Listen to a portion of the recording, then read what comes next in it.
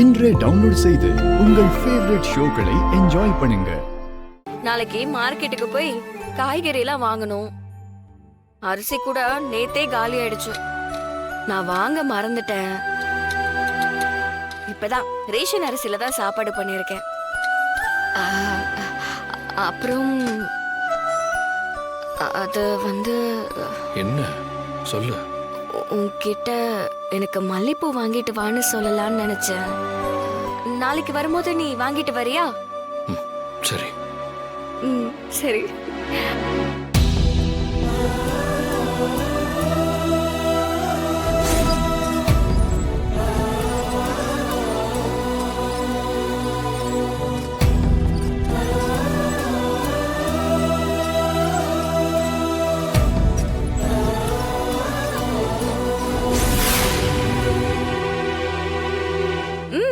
சாப்பிடு.